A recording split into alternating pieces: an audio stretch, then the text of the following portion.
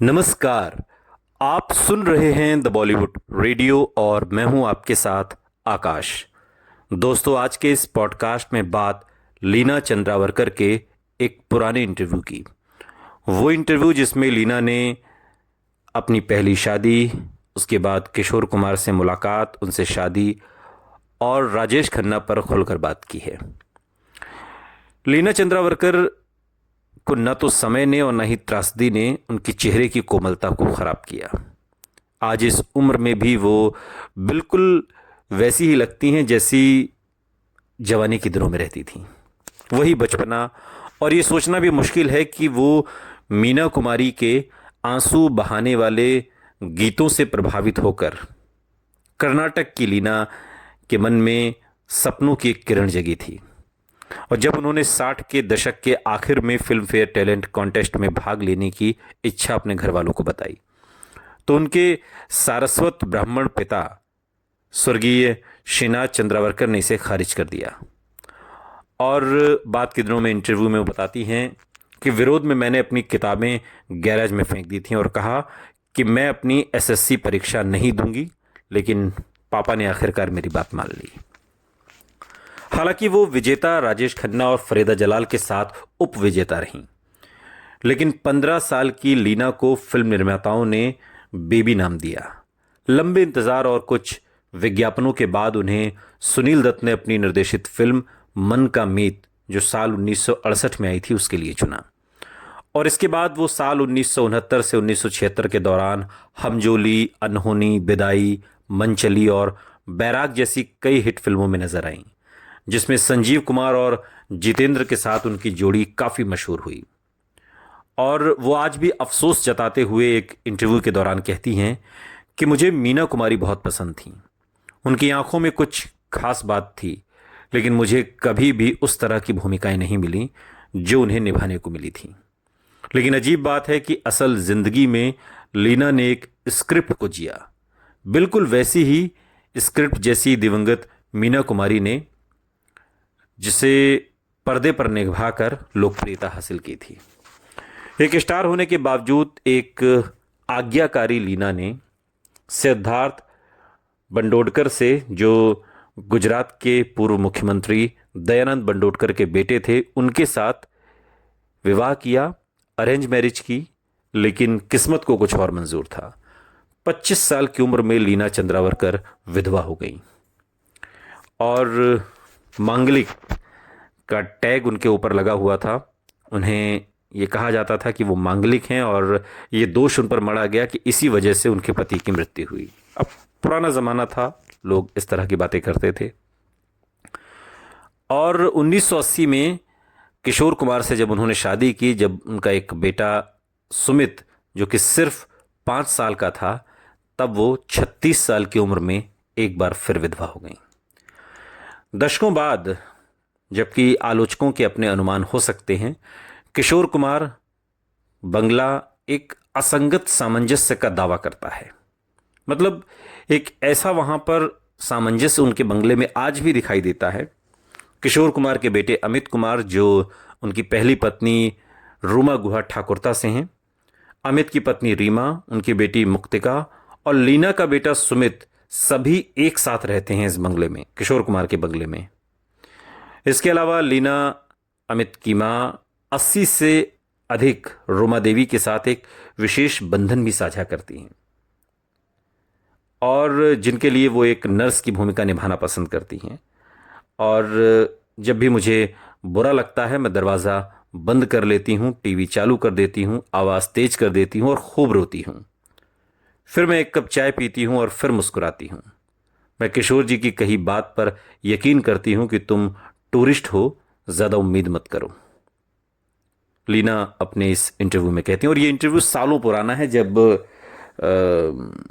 उस दौर की बात है, ये इंटरव्यू आज का नहीं है। और लीना कहती हैं कि जो अपने पालतू जानवरों को उनके बिना शर्त प्यार के लिए पालती हैं, और जैसे जैसे दोपहर ढलती है, शाम ढलती जाती है, वो उन 2 लोगों को याद करती हैं जिन्होंने उनकी ज़िंदगी बदल दी। और निजी ज़िंदगी से ज़्यादा उनकी पारिवारिक ज़िंदगी बहुत ज़्यादा उथल पुथल भरी रही। और दीपावली एक तरीके से लीना चंद्रावरकर के लिए बहुत मुश्किल हालात हमेशा लेकर आई। और दीपावली लीना के लिए काली यादें लेकर आती है। दीपावली के दौरान वो कहती हैं कि मेरी माँ एक बीमारी से मर गई। मेरे भाई अनिल चंद्रावरकर ने उसी दौरान दीपावली के आसपास खुदकुशी कर ली। मैंने अपने पतियों सिद्धार्थ बंडोडकर और किशोर जी को भी दीपावली के आसपास ही खोया। इसलिए ये त्यौहार मुझे हमेशा उदासी से भर देता है। और अपने पहले पति सिद्धार्थ के साथ बिताए 11 महीनों को याद करते हुए लीना बताती हैं कि सिद्धार्थ के जन्म से पहले मेरी सास ने 7 बेटों को खो दिया था। सिद्धार्थ का जन्म बहुत मिन्नतों के बाद हुआ था। वो आगे कहती हैं कि हर बार जब उन्हें बेटे की उम्मीद होती थी, और उनकी 5 बेटियां हालांकि हैं, तो उन्हें सपने में एक कोबरा दिखाई देता था। लेकिन जब सिद्धार्थ का जन्म होने वाला था तो उन्होंने एक भी नहीं देखा। लेकिन हमारी शादी से 6 महीने पहले उन्होंने एक बार फिर वो कोबरा देखा। और हम अपने हनीमून के लिए निकलने ही वाले थे कि 18 दिसंबर को सिद्धार्थ को गलती से रिवॉल्वर साफ करते समय गोली लग गई। और फिर शुरू हुआ 11 महीने का दर्दनाक अनुभव। उसे जसलोक हॉस्पिटल ले जाया गया, जहां वो 6 महीनों तक रहा। गोली उसके पेट में घुस गई थी और उन्हें उसकी तिल्ली निकालनी पड़ी। उन महीनों में सिद्धार्थ और मैं बहुत करीब आ गए। हम पति पत्नी से ज़्यादा दोस्त की तरह थे। लीना इस इंटरव्यू में आगे कहती हैं कि अगर वो अपनी माँ को आई कहता था तो मुझे मामा कहता था, क्योंकि मैं उसका ख्याल ऐसे रखती थी जैसे कोई बच्चा हो। मैं उसका वज़न देखती रहती और अगर उसका 1 किलो भी वज़न बढ़ता तो मैं बहुत खुश होती, और अगर उसका कुछ ग्राम वज़न कम होता तो मैं दुखी हो जाती। डॉक्टर मुझे सावित्री कहते थे। लीना आगे बताती हैं कि लोग कहते थे कि मैं मांगलिक हूँ, इसलिए मैंने सिद्धार्थ की माँ से कहा कि जब वो ठीक हो जाएगा तो हम उसकी दूसरी शादी करवा देंगे, क्योंकि मैं उसके लिए शुभ नहीं हूँ। लेकिन उन्होंने जवाब दिया, क्या मैं अपने 7 बेटों के लिए तुम्हें जिम्मेदार ठहराऊं जो जन्म लेते ही मर गए या जन्म लेने से पहले ही। जब सिद्धार्थ की हालत में सुधार हुआ तो उसे गोवा भेज दिया गया। वो कहती हैं कि वो अपनी मस्टैंग भी चलाता था, लेकिन उसकी मांसपेशी ठीक से काम नहीं कर रही थी, मांसपेशियां, और आंतों में रुकावट पैदा हो रही थी क्योंकि गोली लगी थी। 21 अक्टूबर को उसके जन्मदिन पर सिद्धार्थ को फिर से हॉस्पिटल में भर्ती करवाया गया। वो बोल नहीं सकता था क्योंकि उसके पूरे शरीर में नलियां लगी हुई थीं। वो कुछ बोलने के लिए नोट लिखता था। वो डॉक्टरों से मजाक करता था कि अब क्या फेफड़े भी निकालोगे लिखकर। और मज़े की बात यह थी कि सिद्धार्थ किशोर कुमार का बहुत बड़ा प्रशंसक था। वार्ड बॉय में से एक का नाम जीवन था और वो उसके लिए पिया का घर फिल्म में गाना था, ये जीवन है, और ये हमेशा गाया करता था। ये तमाम बातें लीना चंद्रावरकर अपने इंटरव्यू में कहती हैं। और लीना उस दिन को भी याद करती हैं। वो कहती हैं कि सिद्धार्थ की मौत आसान नहीं थी, उसका खून बहता रहा, लेकिन वो अपने मजबूत इच्छा शक्ति की वजह से बच रहा था। डॉक्टर उसे मेडिकल छात्रों के लिए इच्छा शक्ति के उदाहरण के रूप में पेश करते थे। उन्होंने हमसे अनुरोध किया था कि हम उनके सामने न रोएं, क्योंकि वो बहुत पीड़ित था। एक दिन उसने लिख दिया कि मैं वापस आऊँगा, और फिर 7 नवंबर 1976 को सिद्धार्थ का निधन हो गया।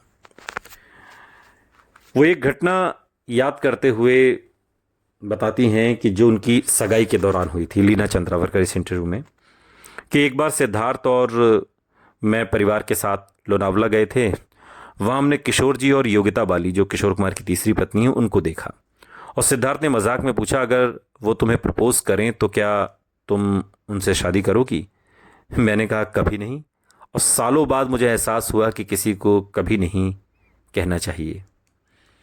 सिद्धार्थ की मौत के सदमे से उबरना लीना के लिए आसान नहीं था, और उन दिनों के दौरान मुझे एहसास हुआ कि लोग खुदकुशी क्यों करते हैं। लीना कहती हैं कि मेरे माता पिता मुझे वापस धारवाड़ ले गए, जहां उन्हें लगा कि मैं ठीक हो जाऊंगी, लेकिन यह आसान नहीं था। एक सुबह मैं अपने आंगन में खड़ी थी जब मैंने अपने पड़ोसी को तुलसी के पौधे को पानी देते हुए देखा। मैं उसे देखकर मुस्कुराई, लेकिन वो तुरंत अंदर भाग गई। उसे लगा कि सुबह सुबह एक विधवा को देखना अशुभ है। वो आगे कहती हैं कि रिश्तेदार मुझे ताना मारते थे। एक बार मैंने स्नैक्स की ट्रे उठाई और नफरत से कुछ रिश्तेदारों पर फेंक दी। मैं बस नींद की गोलियां खाकर सोती रहती थी। मैं नहीं चाहती थी कि कोई मेरे आसपास हो, और कुछ समय के बाद वो अपनी अधूरी परियोजनाओं को पूरा करने और एक बार फिर प्यार से अपनी मुलाकात का सम्मान करने बंबई लौट आईं। लीना की मुलाकात किशोर कुमार से साल 1979 में हुई थी, और वो कहती हैं कि एक दिन उनका ड्राइवर अब्दुल घर आया और मुझे किशोर जी का नंबर दिया और फिर मुझे कॉल करने के लिए कहा। जब मैंने किया तो उन्होंने तुरंत फ़ोन उठाया और कहा, लीना, मैं तुमसे सुनने का इंतज़ार कर रहा था। किशोर ने लीना को कुछ स्क्रिप्ट सुनाई और उन्होंने प्यार अजनबी है पर काम करना शुरू कर दिया। वो कहती हैं कि हर सुबह वो मुझे कॉल करते और बिना अपना परिचय दिए बात करना शुरू कर देते। वो मुझे बहुत हंसाते थे। मेरे पिता ने मुझ में कुछ बदलाव भी नोटिस किया जब मैं किशोर कुमार के साथ फिल्में वगैरह प्लान करने लगी। लीना कहती हैं कि एक शाम जब किशोर कुमार ने मुझे फ़ोन किया तो वो कुछ उदास लग रहे थे। तो उन्होंने कहा कि मैं सिंह राशि का हूँ और जब मेरा शासक ग्रह सूर्य अस्त होता है तो मुझे उदासी और अकेलेपन का एहसास होता है। मैंने जो कश्मीरी पुलाव बनाया था उसे भेज दिया। उन्होंने मुझे कॉल किया और कहा यह बहुत बढ़िया था। लीना आगे कहती हैं कि फिर एक दिन उन्होंने मुझसे पूछा कि तुमने मेरे बारे में क्या क्या सुना है। मैंने जवाब दिया कि तुम एक जीनियस हो, कि तुम प्रतिभाशाली हो। फिर उन्होंने एक डरावना चेहरा बनाया, सोफे पर कूद पड़े, चारों पैरों पर बैठ गए और पूछा, और क्या? डर के मारे मैंने बोल दिया, और तुम पागल हो। तो वो हंसने लगे और मुझे डराने में उन्हें बहुत मज़ा आया। लीना बताती हैं कि एक दिन उन्होंने उनके लिए मेरे दिल में आज क्या है गाना भी गाया, जिसे बहुत ज़्यादा नहीं पढ़ा था, तब इतना मशहूर मतलब आया नहीं था वो गाना। और कुछ दिनों के बाद उन्होंने कहा, अगर तुम फिर से घर बसाने के बारे में सोचोगी तो कृपया मेरे प्रस्ताव पर विचार करो। लीना कहती हैं कि ये सुनते ही मैं चौंक गई और मैंने उनसे कहा कि शादी के लिए एक आकस्मिक बात हो सकती है, लेकिन मैं अभी भी सिद्धार्थ को भूली नहीं हूँ। तो उन्होंने कहा कि अच्छा, कैंसिल कर दो। उसके बाद उन्होंने कभी शादी का जिक्र नहीं किया। हमारे बीच सिर्फ प्रोफेशनल बातें होती थीं। लीना आगे कहती हैं कि मुझे उनसे तुरंत प्यार नहीं हुआ, लेकिन जब मैं उनके साथ होती थी तो मैं सुरक्षित महसूस करती थी। वो अपने कर्मचारियों के साथ बहुत दयालु थे और मुझे आश्चर्य होता था कि उन्हें कंजूस क्यों कहा जाता था। उनमें कोई छिछोरापन नहीं था। वो शराब नहीं पीते थे, लेकिन हाँ, उन्हें अपनी महिलाओं का काम करना पसंद नहीं था। मुझे उनके अंदर का वो बच्चा पसंद था जो बारिश में खुश रहता था, जो प्रकृति को देखकर रोमांचित होता था।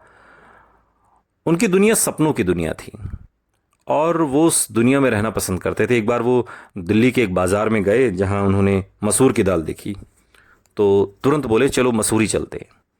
और मुझे ये जिप्सी जो लाइफ स्टाइल होता है जिप्सी में घूम के, ये सब मुझे बहुत पसंद था। तो मुझे ऐसी ज़िंदगी की ज़रूरत थी। उन्हें उनका दार्शनिक पक्ष भी पसंद आया। और एक बार वो होटल में पौधों को पानी दे रहे थे तो मैंने उनसे कहा कि कल हम चलेंगे क्या? फिर क्या? उन्होंने कहा, तुम जहां भी हो उसे अपना बना लो, क्योंकि असल में कुछ भी तुम्हारा नहीं है। और बड़ी बड़ी बातें किशोर कुमार इस तरीके से बहुत ही बचकाने उसमें या मजाकिया लहजे में कह जाते थे। और जब उन्होंने आखिरकार उनसे शादी का मन बना लिया तो सब कुछ बिगड़ गया। मेरे पिता ने कहा कि उसकी पहले ही 3 शादी हो चुकी है, वो तुम्हारे कमज़ोर दिमाग का फ़ायदा उठा रहा है। मुझे लगा कि वो एक फरिश्ता है, लेकिन वो एक जादूगर भी है। तुम्हारे जीवन की शाम में तुम अकेली रह जाओगी। यानी कि उम्र का जो फासला है किशोर कुमार और मेरे बीच में, इसका जिक्र वो कर रहे थे, पिता मेरे। और नाराज़ होकर फिर वो लोग अपने वापस घर चले गए कर्नाटक। किशोर जी ने एक दिन कहा कि चलो एक चर्च में शादी करते हैं, और यहाँ तक कि मेरे लिए ओपेरा स्टाइल में पूरी रस्म भी निभाई। तो मैं चिढ़ गई। मैंने कहा कि चलो निकाह कर लेते हैं। उन्होंने कहा, किशोर कुमार ने, तुम हवा बेगम बन जाओ और मैं मोहम्मद अली भाई बन जाऊंगा। और मैं गुस्से में थी तो मैंने फ़ोन पटक दिया। लेकिन बाद में उन्होंने समझाया कि तुरंत शादी नहीं कर सकते, क्योंकि योगिता बाली से उनका तलाक नहीं हुआ था जब हुआ तो उन्होंने कहा कि धारवाड़ में मेरे माता पिता का आशीर्वाद लिए बिना वो शादी नहीं करेंगी। और उन्हें वहाँ देखकर लीना के भाई ने उनका गर्मजोशी से स्वागत किया, लेकिन उनके पिता ने बाहर आने से इनकार कर दिया। वो कहती हैं किशोर जी अपने हारमोनियम के साथ चटाई पर बैठ गए और गाना शुरू कर दिया। उन्होंने के.एल. सहगल के मैं क्या जानूं क्या जादू है से शुरुआत की और फिर अपने ही गाने दुखी मन मेरे फंटूश फिल्म का, या फिर जिंदगी का सफ़र फिल्म का, और बाकी गाने इस तरीके से वो गाते रहे। आखिरकार उन्होंने गाया नफरत करने वालों के सीने में प्यार भर दूं। ये गाना उन्होंने मेरे पापा के सामने गाया, लीना कहती हैं। और पापा बहुत गंभीर देखते हुए बाहर आए और फिर अचानक मुस्कुराए और उनसे कहा कि वो दोस्त बन गए। और फिर उसके बाद फिल्मों की चर्चा होने लगी और फिर मान गए थे, कहने का मतलब है। उनके साथ अपनी ज़िंदगी के बारे में वो कहती हैं कि किशोर जी ने मुझे कभी भी मुझसे आई लव यू नहीं कहा, और उन्होंने कहा कि ये कहने की नहीं बल्कि महसूस करने की चीज़ है, हमेशा वो कहते थे।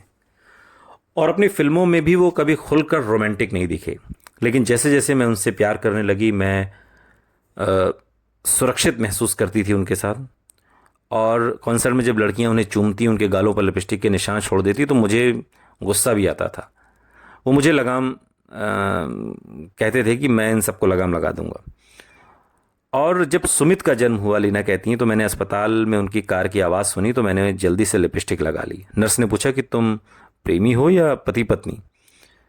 फिर मुझे ज़िंदगी में हारने का डर था, ये कहते हुए वो मुस्कुरा दी।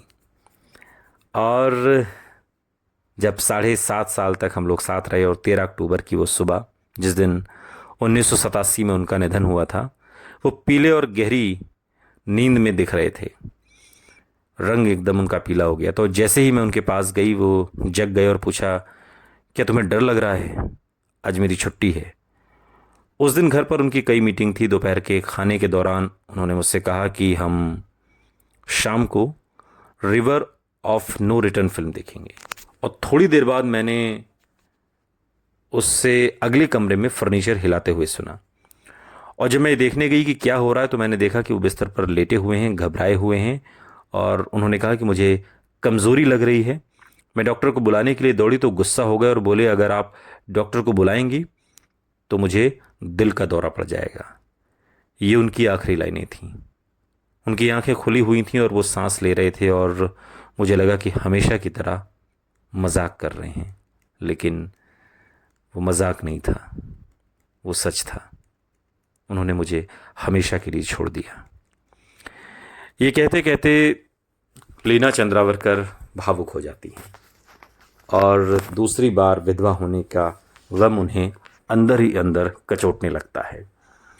इस इंटरव्यू में लीना ने अपनी निजी ज़िंदगी के बारे में खुलकर बात की, लेकिन आखिर में जब उनकी फिल्मों की बात हुई तो उन्होंने कहा कि राजेश खन्ना के साथ जो फिल्म महबूब की मेहंदी की थी वो मुझे बहुत अच्छी लगी थी। राजेश खन्ना के साथ काम करना मुझे बहुत पसंद आया।